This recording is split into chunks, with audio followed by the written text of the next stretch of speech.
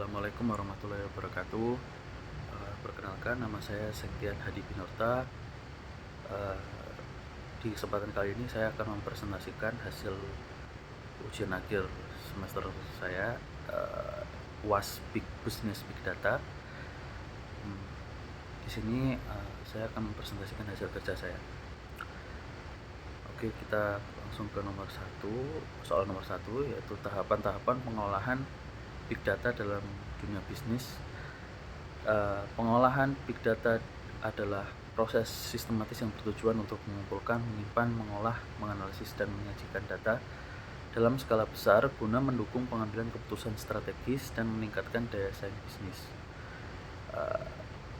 Tahapan-tahapan pengolahannya adalah yang pertama, data collection, yaitu pengumpulan data. Pada tahap ini data dikumpulkan dari berbagai sumber, dibagi menjadi dua, yaitu internal maupun eksternal. Di internal ada data transaksi, CRM, ERP, sensor IoT, lalu log server. Di eksternal, media sosial, e-commerce, berita, open data, dan mobile apps. Untuk tujuannya yakni memastikan data real time dan batch bisa terintegrasi ke dalam sistem perusahaan. Yang di tahap yang kedua yaitu data cleaning dan pre-processing.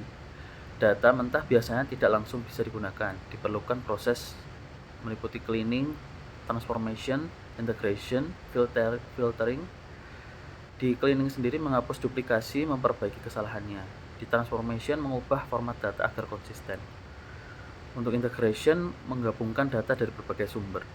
Filtering di sini menyaring data yang relevan. Untuk tujuannya sendiri di data cleaning dan pre-processing ini meningkatkan kualitas data agar layak untuk dianalisis. Lalu untuk tahapan yang ketiga yakni data storage dan management.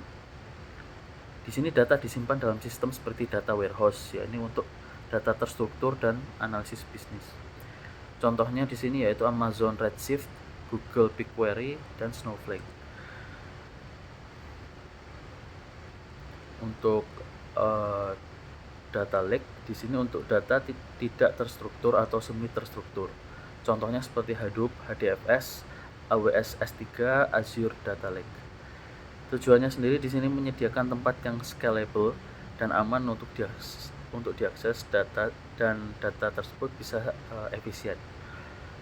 Lalu untuk tahapan yang keempat, data processing atau analytics.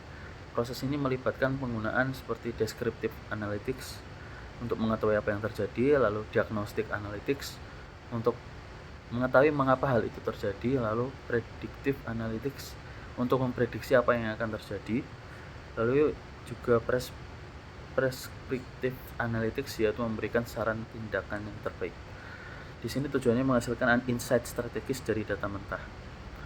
Lalu untuk tahapan yang kelima yaitu data visualization and reporting. Hasil analisis data kemudian divisualisasikan dalam bentuk dashboard atau laporan interaktif untuk memudahkan interpretasi. Di sini berupa grafik tren penjualan, heatmap performa cabang, serta pie chart demografi pelanggan. Untuk tujuannya sendiri mempercepat proses pengambilan keputusan oleh manajemen. Lalu untuk tahapan yang keenam yaitu decision atau action. Pada tahap akhir ini perusahaan menggunakan insight dari data untuk membuat strategi bisnis baru, lalu menentukan segmentasi pasarnya, serta mengoptimalisasikan proses bisnis, misalnya logistik, pemasaran, maupun SDM. Untuk tujuannya sendiri yaitu efisiensi operasional, peningkatan kepuasan pelanggan, serta inovasi produk.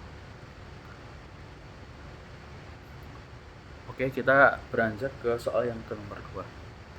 Di sini tahapan output big data menuju decision support system dan strategi formulationnya. Untuk yang pertama, data insight generation, yaitu pembentukan insight dari analitik data. Setelah proses analisis dilakukan, hasilnya berupa insight atau temuan-temuan penting, misalnya perilaku pelanggan, pola penjualan, prediksi churn pelanggan, serta efektivitas kampanye iklan. Untuk outputnya sendiri pada tahapan ini yaitu rekomendasi atau informasi kunci dari analitik data. Yang kedua, model recommendation and simulation, meliputi rekomendasi dan simulasi model keputusan. Data insight dikembangkan menjadi model prediktif atau preskriptif. Contohnya model scoring resiko pelanggan, simulasi skenario harga, dan juga algoritma rekomendasi. Output tahapan ini model matematis atau algoritmik yang dapat memprediksi atau menyarankan keputusan terbaik. Lalu yang ketiga, decision support system development. Hasil model atau insight dikemas dalam sistem pendukung keputusan seperti dashboard interaktif untuk manajemen, sistem alert otomatis untuk anomali, lalu interface untuk skenario what if. Untuk output tahapan ini meliputi sistem real time untuk eksekutif atau manajer, lalu laporan visual berbasis data. Yang keempat, strategi formulation, perumusan strategi bisnis. Dalam hal ini insight dari DSS sendiri menjadi dasar untuk menyusun strategi pemasaran berbasis perilaku pelanggan serta diversifikasi produk sesuai segmentasi pasar, lalu pengurangan biaya operasional berdasarkan data. Untuk output tahapan ini rencana strategis 3-5 tahun ke depan. Lalu penentuan KPI berbasis data historis dan prediktif. Untuk manfaat tahapan ini sendiri yaitu mengurangi pengambilan keputusan berbasis asumsi, mempercepat proses strategi berbasis data real time, serta menyesuaikan strategi perusahaan secara adaptif terhadap perubahan pasar. Oke, kita beranjak ke soal yang nomor 3. Di sini yaitu keterkaitan digital transformasi dan dengan big data. Keterkaitannya di sini digital transformation atau kita singkat DT adalah penggunaan teknologi digital secara luas untuk meningkatkan kinerja bisnis. Sementara big data menyediakan untuk bahan bakarnya dari data besar untuk mendukung transformasi ini. Jadi saling berkait antara digital transformasi dan big data ini. Untuk digital transformation dia sebagai otomasi proses. Lalu peran big data di situ yaitu optimasi berdasarkan analitik real time. Komponen digital transformasi yang kedua yaitu inovasi layanan. Lalu untuk peran big datanya yaitu personalisasi berbasis perilaku pelanggan. Lalu untuk digital transformation juga menjadi model bisnis baru. Di sini peran big data untuk monetisasi data sebagai aset strategis.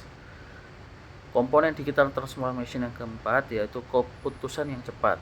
Di sini peran big data untuk BI dan analitik prediktif mendukung agility. Di sini keduanya saling mendukung. Big data bisa mempercepat dan mengarahkan transformasi digital. Digital transformation itu sendiri menghasilkan lebih banyak data yang membuka peluang baru untuk analisis dan inovasi berbasis data. Lalu untuk manfaat integrasi digital transformation and big data bagi perusahaan itu sendiri yaitu pengambilan keputusan yang lebih cepat dan tepat, datanya real time, keputusannya lebih akurat, lalu DSS sendiri dan analitik prediktif mendeteksi peluang atau resiko lebih awal. Lalu yang kedua, peningkatan efisiensi operasional. Di sini digitalisasi proses dan analitik data itu mengurangi waktu dan biaya operasional. Lalu predictive maintenance-nya dan juga supply chain optimization. Yang ketiga, personalisasi layanan pelanggan. Di sini data pelanggan digunakan untuk menyusun penawaran, iklan, dan pengalaman yang relevan secara individu. Yang keempat, inovasi produk dan layanan. Insight dari data memungkinkan pengembangan produk yang benar-benar dibutuhkan, yang dibutuhkan oleh pasar itu sendiri. Lalu validasi ide bisnis lebih cepat. Yang kelima, keunggulan kompetitif yang jangka panjang. Perusahaan berbasis data bisa bergerak lebih cepat dan adaptif terhadap perubahan pasar.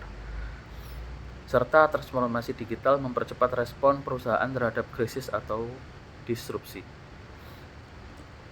Oke, kita beranjak ke soal yang nomor 4. Contoh institusi dengan visualisasi data yang terbuka. Contohnya di sini saya mencontohkan World Bank. World Bank itu dia open data platform dengan website data.worldbank.org. Visualisasi data yang tersedia yaitu meliputi dashboard interaktif negara, yaitu GDP, meliputi GDP, populasi, serta konsumsi energi. Lalu ada tren perkembangan pendidikan, kesehatan, iklim, serta kemiskinannya juga. Di situ juga terdapat fitur filter berdasarkan negara, tahun, dan indikatornya. Untuk outcome visualisasinya sendiri memberikan transparansi global, lalu menampilkan indikator makroekonomi seperti GDP, inflasi, dan juga angka pengangguran, dan juga pendidikan secara global per negaranya. Lalu memudahkan perbandingan antar negara atau wilayah juga, serta berguna untuk analisis tren global dan juga studi pasar dan kebijakan publik.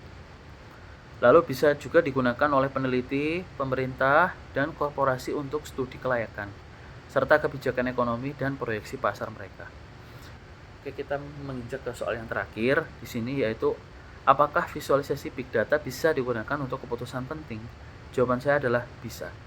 Alasannya yakni relevansi dan aktualitas. Data World Bank diperbarui berkala dan bisa dibandingkan antar negara. Lalu untuk interaktivitas yang tinggi, pengguna bisa memilih sendiri parameter dan menfilter informasinya, serta ketersediaan insight memudahkan stakeholder mengambil keputusan yang strategis. Ini meliputi investasi, negara mana yang tumbuh cepat, dan juga CSR, isu lingkungan atau pendidikan, serta perluasan pasar global. Nah, contoh penggunaannya sendiri, perusahaan global menggunakan data GDP dan populasi World Bank untuk menilai potensi pasar. Lalu ada NGO menyesuaikan program berdasarkan indikator kemiskinan dari dashboard ini. Lalu di sini juga saya menyertakan pendekatan solusi jika tidak bisa. Jika dashboard tidak lengkap atau real time, di sini kita bisa terapkan real time data stream, misal dengan Apache Kafka. Lalu gunakan pendekatan business based on big data, yakni membuat warehouse data internal, juga menggunakan dashboard internal untuk visualisasi, serta menerapkan model prediktif untuk mendukung keputusan. Oke, cukup sekian presentasi dari saya. Apabila ada kekurangan, saya mohon maaf yang sebesar-besarnya. Wabillahi taufiq wal hidayah. Wassalamualaikum warahmatullahi wabarakatuh.